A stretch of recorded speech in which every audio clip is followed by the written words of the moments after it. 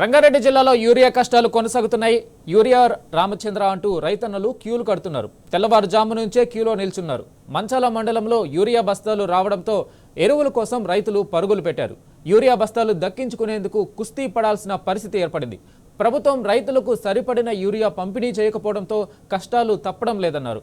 ఇప్పటికైనా ప్రభుత్వం రైతులకు సరిపడా యూరియా పంపిణీ చేసి ఇబ్బందులను తొలగించాలని రైతులు కోరుతున్నారు.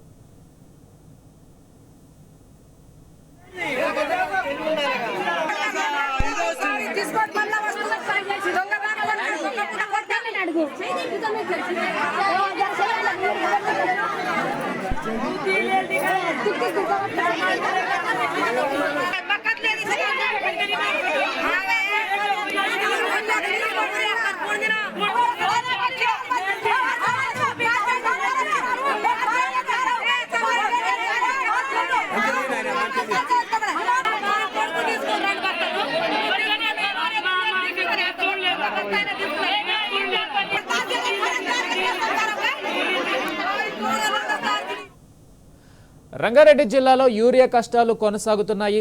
యూరియా రామచంద్ర అంటూ రైతన్నలు క్యూలు కడుతున్నారు. తెల్లవారుజాము నుంచే క్యూలో నిలుచున్నారు.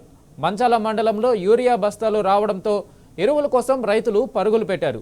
యూరియా బస్తాలు దక్కించుకునేందుకు కుస్తీ పడాల్సిన పరిస్థితి ఏర్పడింది. ప్రభుత్వం రైతులకు సరిపడిన యూరియా పంపిణీ చేయకపోవడంతో కష్టాలు తప్పడం లేదన్నారు. ఇప్పటికైనా ప్రభుత్వం రైతులకు సరిపడా యూరియా పంపిణీ చేసి ఇబ్బందులను తొలగించాలని రైతులు కోరుతున్నారు.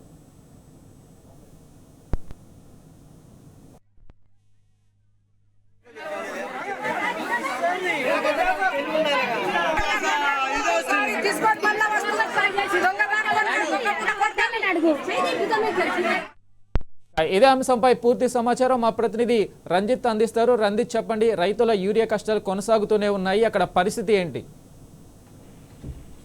తెలంగాణ రాష్ట్ర వ్యాప్తంగా కూడా యూరియా కష్టాలు తెప్పట్లేదు. రైతులు రాజులు కావాల్సిన రోజుల్లో వచ్చేసి రైతులు అడక తినే పరిస్థితిలోకి వచ్చిన పరిస్థితులు కనపడుతుంది. యూరియా దొరక కూడా దిక్కుతోచిన పరిస్థితుల్లో వాళ్ళకి సంబంధించినటువంటి వరి పొలాలన్నిటి కూడా రోడ్డు మీదకి పోవడం వచ్చేసి, అంటే పంట చేను కోసం వచ్చేసి వాళ్ళు ఏదైతే వరి ఉన్నదో ఆ వరి అనేది కూడా చేతికి వచ్చే పరిస్థితి కూడా ఏర్పడుతుంది. మొత్తానికి చూసుకున్నట్లయితే రంగారెడ్డి జిల్లా మంచాల మండలంలో యూరియా కోసం రైతులు కూడా ముప్పు తిప్పలు పడ్డ పరిస్థితి కనబడుతుంది. యూరియా కొరతతోని రైతులు తీవ్రంగా ఇబ్బందులకు వచ్చేస్తుంది రాష్ట్ర ప్రభుత్వం.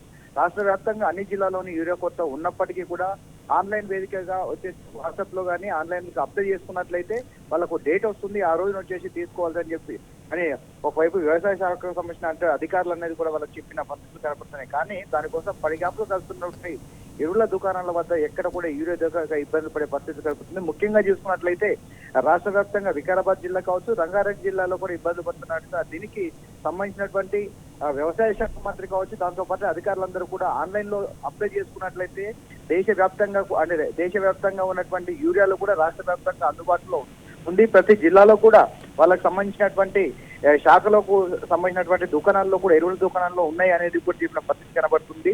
ఒకప్పుడు వచ్చేసి యూరియా కావాలని అంటే ఎక్కడైతే ఎరువుల దుకాణం ఉందో దానికి సంబంధించిన ప్రభుత్వానికి సంబంధించింది ఎప్పుడు కావాలంటే అప్పుడు అందుబాటులో ఉండి వాళ్ళకి సంబంధించినటువంటి పత్తి కావచ్చు, దానికి సంబంధించినటువంటి వ్యవసాయానికి సంబంధించినటువంటి భూములు కావచ్చు, ప్రతి ఒక్కటి అందుబాటులో ఉన్న పరిస్థితుల నుంచి నేడు కాంగ్రెస్ ప్రభుత్వం 2 సంవత్సరాల్లో ఒకవైపు ఆధార్ కార్డులను మరోవైపు చెప్పులను చేతిలో పట్టుకొని క్యూ లైన్ లో పెట్టేసి వారి కోసం ఎదురు చూడాల్సిన పరిస్థితి ఉంది.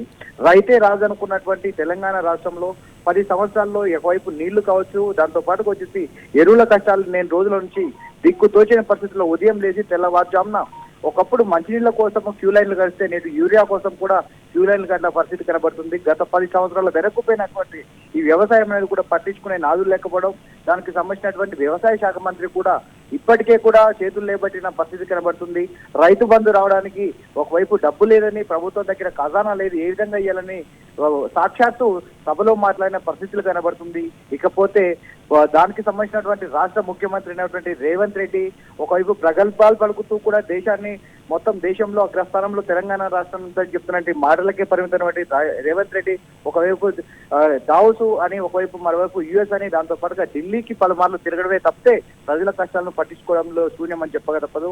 ఒకవైపు వికారాబాద్ జిల్లాలో కూడా దాదాపు అర్ధరాత్రి నుంచి కూడా దుకాణం దగ్గరకు వచ్చి ఎరువుల దుకాణం దగ్గర క్యూ కట్టేసి వాళ్ళు అంటే భోజనం లేకుండా ఇబ్బందులు పడే పరిస్థితులు ఉంటే దానిపైన పట్టించుకునే నాదుడే లేడు. కాబట్టి ఎప్పుడు వస్తుందో, ఎంత సరిపడుతుందో చెప్పే పరిస్థితులలో కూడా లేరు. దాదాపు జిల్లాలో అంటే ప్రతి ఒక్క జిల్లాలో చూసుకుంటే 1,24,00,24,000 ఎకరాల్లో వరి ఉన్నది. దానికి సంబంధించిన దానికి దాంతో పాటుగా పత్తి సాగు ఉంటే దానికి సంబంధించినటువంటి దాంట్లో కనీసం సాగుకు సంబంధించినటువంటి యూరియా లేక దాంతో పాటుగా నీళ్లు రాక ఇబ్బందులు పడుతుంటే ఈ కష్టాలను వ్యవసాయ శాఖ మంత్రి కావచ్చు, కాంగ్రెస్ ప్రభుత్వం వచ్చిన ప్రజలకు కష్టాలే కనబడుతున్నాయి. రైతులు మొత్తం కష్టాలే పడుతున్నారు. కాంగ్రెస్ అంటే కష్టాలకే వేదిక తప్పితే ప్రజల పరిస్థితులకు కావచ్చు, వాళ్ళ ఇబ్బందులు పట్టించుకునే నాదుడే నెరవేరని ఇబ్బందులు పడుతున్నారు. అక్కడ ఉన్నటువంటి ఏదైతే మనము విజువల్లో చూసినట్లయితే కేవలం ఒక లారీలో వచ్చినటువంటి ఏదైతే ఉందో కనీసం 50 బస్తాలు, కాకపోతే ఆడ 500 మంది జనాలు దానికోసం క్యూ కట్టారు. అంటే ఉదయం తెల్లవారుజామున వచ్చేసి క్యూ లైన్ లో కూర్చుంటే 500 మంది కూర్చుంటే 50 బస్తాలు యూరియాలో వచ్చేసినాయి. ఆన్లైన్ లో వచ్చిన వాళ్ళు 50 మందికి ఇస్తే మిగిలిన 450 మంది పరిస్థితి ఏంటిది? దాదాపు 10 రోజుల కాంచి పడిగాపులు కాస్తుంటే వాళ్ళకు యూరియా దొరకపోవడంతో ఏదైతే దాదాపు 15 రోజుల నుంచి 20 రోజుల వరకు వచ్చేసి ఒక మోతారుకు వచ్చినటువంటి వ్యవసాయం అనేది వరి అనేది పోతే దానికి మళ్ళా రావడానికి పరిస్థితి ఏందని కూడా గగ్గోలు పడుతున్నారు అక్కడ రైతులు. దాని మీద ఏ విధంగా చర్యలు చేపడతారనేది కూడా చూడు చేయాల్సిన పరిస్థితి కనబడుతుంది. Right Ranjith, thank you.